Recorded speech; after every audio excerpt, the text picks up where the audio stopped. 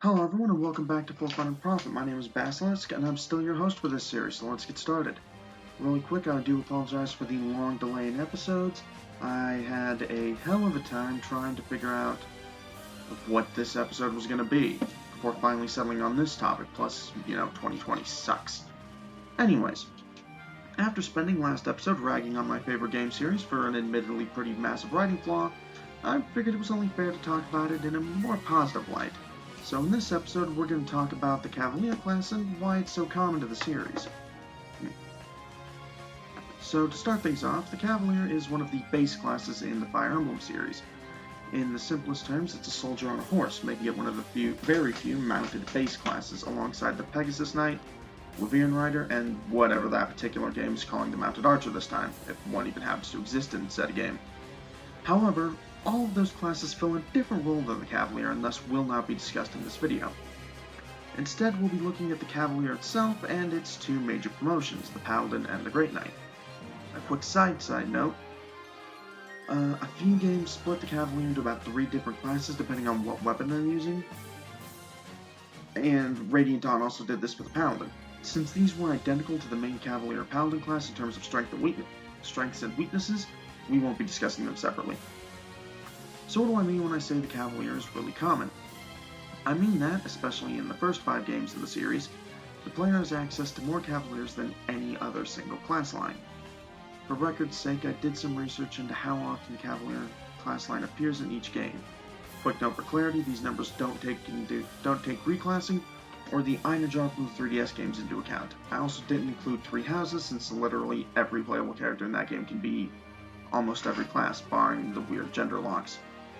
For the games that received remakes, I used the most recent version since the remakes all added more playable characters. Now, as to the numbers themselves.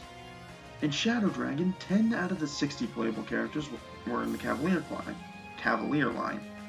Then 11 out of 38 in Shadows of Valentia, 15 out of 81 in New Mystery, 12 out of 62 in Genealogy of the Holy War, and 11 out of 52 in Thracia 776.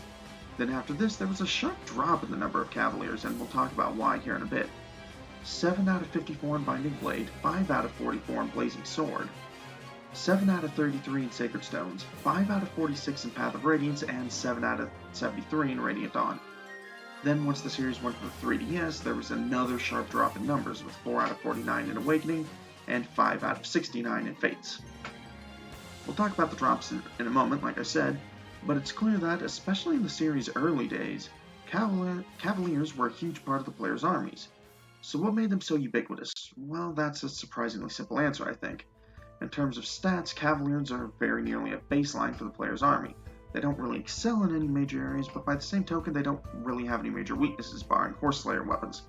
Couple this with a higher than average movement range in most terrain due to being mounted, and Cavaliers become a great all-purpose unit. More specialized units may be better at specific tasks, but since Cavaliers can go just about anywhere and do a little bit of everything except healing and magic damage, they're useful pretty much everywhere in the battle. Granted, this does start to wear off when Cavaliers are promoted. Paladins start to lean a bit more towards speed at the cost of strength and defense, although they're still an overall balanced unit, able to do most anything. This has made the Cavalier line really useful to players and would have contributed to why the class was so common. However, as our numbers showed, after Thracia 776, they started to become significantly less common. What happened? Well, this is pure conjecture, and I haven't been able to find any statements from intelligent systems regarding why they became less present in the series, but I think it was due to a console shift. Starting with Binding Blade, the next 3 games in the series were on the Game Boy Advance. There were a lot of maps that were either smaller or in more confined spaces to account for the smaller Game Boy Advance screen when compared to the NES or the Super Nintendo that the first 5 games had been on. Granted, the next 2 games, Path of Radiance and Radiant Dawn, were both on home consoles again, but again they both had a lot of maps that were either in confined spaces or had a lot of terrain effects that would hamper Cavaliers. All of this combined to make the Cavalier, while still a solid class overall, less universally useful due to the players not being able to take as much advantage of their movement range. After Radiant Dawn, there's another dip for the 2 3DS games, Awakening and Fates. For these 2 games, the reason for the lessened focus on the Cavalier line is more unclear. Map design, especially in Awakening, is once again more open and with less clutter on the maps, barring a few stages, and terrain that would screw with Cavaliers is almost absent. My best guess is that Intelligent Systems was trying to keep the player from relying too heavily on any one unit type in order to have a more varied army, which makes the inclusion of reclassing in those games kind of baffling if that was the intent, but reclassing is a mess regardless.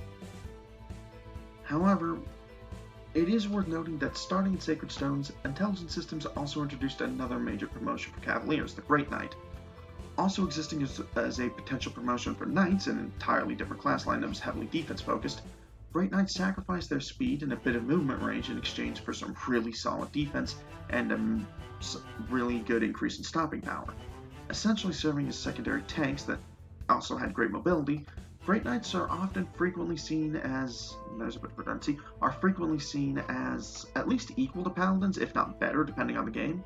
So it could be that the decreased focus on Cavalier and Paladin classes was the idea of a generalist class falling out of favor with Intelligent Systems. The class did miss out on the Great Knight did miss out on Path of Radiance and Radiant Dawn, but since returning in Awakening, it's been a constant presence in any game that isn't a remake. This, of course, brings us to the current day and what will happen to the Cavaliers going forward. Right now, it's hard to tell. Three Houses did away with the idea of traditional class lines altogether, and it remains to see if future Fire Emblem games will build on that style and go back to a more traditional class style. If they keep the Three Houses class system, then no class will ever really have more prominence than any others. If they do revert, however, it'll be worth watching. With the Switch being more of a hybrid of home and portable console, we could be seeing the Cavalier come back into prominence. However, that's a question for the future. We obviously can't tell at time of recording. Depending on how it turns out, we may be revisiting this topic in a few years' time. For now, though, we'll leave it there. This has been Basilisk. Thank you all so much for watching, and I will see you all next time. Good night, folks.